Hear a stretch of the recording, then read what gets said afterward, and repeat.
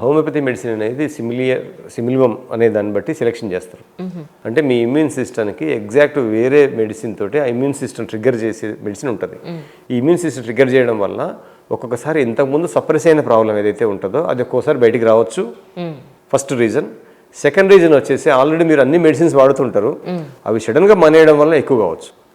ఈ రెండు రీజన్స్ వల్ల ఎక్కువైంది అంటారే కానీ ఎక్కువ కావడం అనేది జనరల్గా అంటే కనుక బాడీ అనేది సిస్టమ్ స్ట్రాంగ్ అయ్యే కొద్దీ సపోజ్ నేను జలుబుకు మెడిసిన్ తీసుకున్నాను అనుకోండి, నాకు ఏదైనా చిన్న మోషన్స్ అయ్యాయి, ఇట్స్ అ గుడ్ సైన్. అంటే నా బాడీ అనేది రియాక్ట్ అవుతుంటుంది.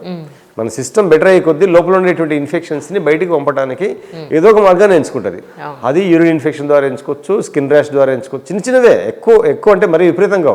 విపరీతం ఎప్పుడైతే అంటే కనుక మనం అంతకుముందు వాడిన మెడిసిన్స్ అన్ని కూడా షట్ డౌన్ చేయడం వల్ల, సడన్గా హోమియోపతి పైన డిపెండ్ కావడం వల్ల సో విపరీతమైన అగ్రవేషన్స్ వస్తాయి.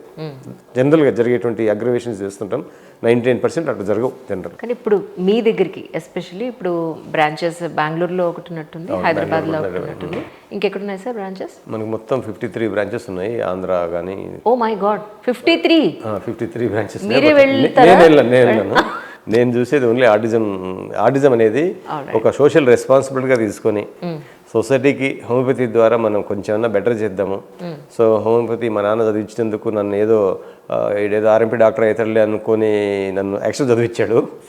ఆ స్టేజ్ నుంచి ఒక మంచి హోమియోపతిని అంటే సిస్టమ్ బాగున్నప్పుడు నేను ఎందుకు అడ్వాంటేజ్ తీసుకోకూడదు? వండర్ఫుల్ సిస్టమ్ ఉన్నప్పుడు. సో దాంట్లో ఆటిజం అనే దాన్ని ఒక సోషల్ రెస్పాన్సిబిలిటీ తీసుకొని సో పేషెంట్లకు కూడా బెటర్ చేస్తూ నేను చెప్తాను కదా, ఇండియాలోనే అసలు ఆటిజం గురించి ఒక రీసెర్చ్ అనాలిసిస్లో కానివ్వండి, ఒక ట్రీట్మెంట్ మెథడాలజీలో కానివ్వండి, నాకు ఒక సీక్రెట్స్ ఆఫ్ ఆటిజం కానివ్వండి, మొత్తం నాకు ఒక ఐడియా వచ్చేసింది. 10 years నుంచి దీని గురించి కష్టపడి ఎంతోమంది పేషెంట్స్ నేను ట్రీట్ చేస్తూ చాలా వరకు మనం బెటర్ చేస్తున్నాం. చాలా కేసెస్ కూడా నాకు బెటర్ ఉన్నాయి. 80% సక్సెస్ రేట్తో. అంటే నేను గొప్పని చెప్పడం లే, ఒక గొప్ప సిస్టమ్ నేను వాడుకుంటున్నాను, ఒక గొప్ప సిస్టమ్ నేనున్నాను. సో దానివల్ల బెటర్ చేస్తున్నాను. ఫ్యూచర్లో ఇంకా అంటే కనుక నాకు ఒక చిన్న డ్రీమ్స్ ఉన్నాయి. జీరో ఆటిజం సొసైటీ తయారు చేయాలి. జీరో ఆటిజం సొసైటీ తయారు చేయాలంటే కనుక జీరో మెడికేషన్ సిస్టమ్ తోటే అవుతుంది. అంటే prevention is better than cure. ఇప్పుడు ఆటిజం ట్రీట్ చేయడం గొప్ప కాదు, రాకుండా చూసుకోవడం గొప్ప. ట్రీట్ చేయడం అనేది ఇట్ ఈస్ సెకండ్ విషయం. బట్ రాకుండా చూసుకోవాలంటే కనుక prevention is better than cure. Autism రాకుండా ఉండాలంటే ఏం చేయాలి అనే దానికోసం ఒక బుక్ కూడా రాస్తున్నాను. అసలు ఆటిజం ఇటువంటి న్యూరోలాజికల్ డిజార్డర్స్ మనం ఎట్లా అవాయిడ్ చేయాలి. సో దానికి నేను ప్లాన్ చేస్తున్నాను. ఇది ఇంపార్టెంట్, ఇది సోషల్ అవసరం నేచర్కి. ఎందుకంటే ఒక ఆటిజం మదర్ కానీ ఆటిజం ఫాదర్ కానీ నా దగ్గరికి వస్తారు కదా, వాళ్ళ బాధ చూస్తే, అసలు వాళ్ళు పడే బాధ చూస్తే చాలామంది వాళ్ళపైన ఓన్లీ సింపతి చూపిస్తారు. వాళ్ళు బెటర్ చేయాలా, వాళ్ళ లైఫ్ని బెటర్ చేయాలా, అదొక సామాజిక బాధ్యత. ఈవెందో డబ్బుల విషయం పక్కన పెట్టండి, బట్ నేను చేసే దాంట్లో అట్లీస్ట్ 10 మందికి బెటర్ అవుతుందా లేదా అనేటువంటి చిన్న రీజన్ తోటి ఆటిజంలో ఒక డీప్ అనాలిసిస్ తోటి మొత్తం ఇండియాలోనే ఒక అంటే నేను ఢిల్లీ కూడా వెళ్తుంటాను, బాంబేకి వెళ్తుంటాను. I have a good clientele throughout India. So homeopathy ద్వారా దాన్ని మనం బెటర్ చేద్దాము. సో వాళ్ళకి అసలు ఆటిజం పేషెంట్స్కి తల్లిదండ్రులకి ఒక దిక్సూచిలాగా ఏది లేదు. ఇప్పుడు ఎక్కడ పోయినా సరే థెరపీస్ అంటాం, స్పీచ్ థెరపీ కానివ్వండి, బిహేవ్ థెరపీ కానీ, ఇవన్నీ థెరపీస్ అనేటువంటి మంచిదే, బట్ సపోర్ట్ చేస్తాయి కానీ ట్రీట్ చేయవు. థెరపీస్ అనేటువంటి ట్రైనింగ్ సిస్టమ్, ఒక హోలిస్టిక్ అప్రోచ్ కావాలి, ట్రీట్ కావాలి కదా. ప్రాబ్లమే ట్రీట్ కాకుండా నువ్వు బయట నుంచి ఎన్ని థెరపీస్ ఇస్తే ఏమైతే మంచిదే. థెరపీస్ అనేటువంటి ఎప్పుడు సపోర్టింగ్ సిస్టమే కానీ నాట్ ట్రీటింగ్ సిస్టమ్.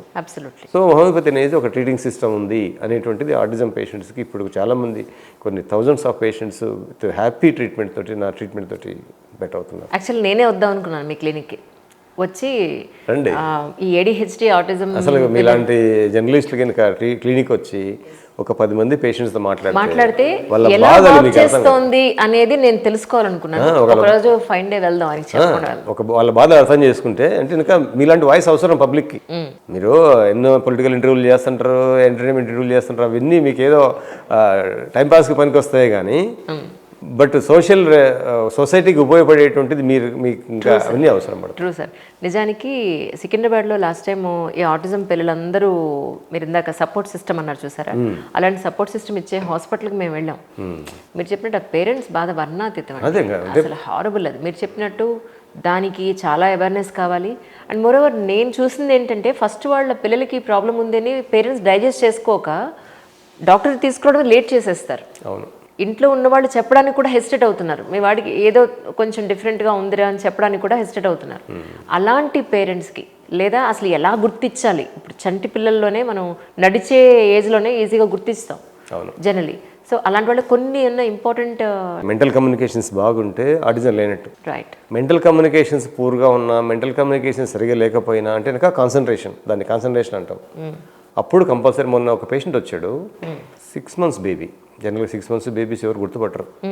ఆ బేబీ వస్తే కనుక ఆ బేబీ మాకు భయం అవుతుందండి, అసలు ఆటిజం అంటున్నారు, మా బాబు అసలు ఏమైనా ఉందా లేదా, అసలు వేరే డాక్టర్ దగ్గరికి వెళ్తే వాళ్ళు ఏం చెప్పలేదు, మాకు ఏం అనలేదు, మీ దగ్గరికి వస్తే ఏమైనా ఉంది అంటే కనుక ఐ కాంటాక్ట్ లేదు, కమ్యూనికేషన్ లేదు, బిహేవియర్స్ చిన్న చిన్న విపరీతంగా ఉన్నాయి.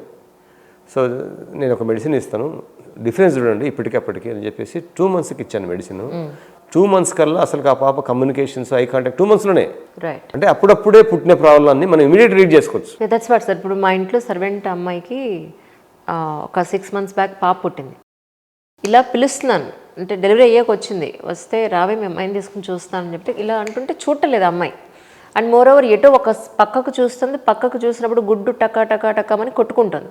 సో ఈజ్ ఇట్ ఎనీ మనకి అక్కడ ప్రాబ్లం ఉన్నట్టా లేనట్టా? ఉన్నట్టే కదా, అన్కంట్రోలబుల్ మూమెంట్ అంటే ప్రాబ్లం ఉన్నట్టే. ఎగ్జాక్ట్లీ. కన్ను గుడ్డు ఒక చోట ఆగట్లేదు ఇక్కడ నుంచి. అది పెండులం అంటారు, దాన్ని పెండులం లాగా కొట్టుకుంటుంది. నిస్టాగ్మస్ అంటారు జనరల్గా చిన్నపిల్లలలో. ఏదైనా అది కూడా ప్రెగ్నెన్సీలో డిస్టర్బెన్స్ ప్రాబ్లం అది. అంటే ఇట్ ఈస్ నాట్ ఆటిజం కింద రాదు, అది సమ్ న్యూరలాజికల్ ప్రాబ్లం. అది ఓకే, అది ఒక ప్రాబ్లంగా ట్రీట్ చేసుకోవచ్చు. నిస్టాగ్మస్ అంటారు దాన్ని. Okay. Uncontrollable eye movement. So అవన్నీ ట్రీట్ చేసుకోవచ్చు.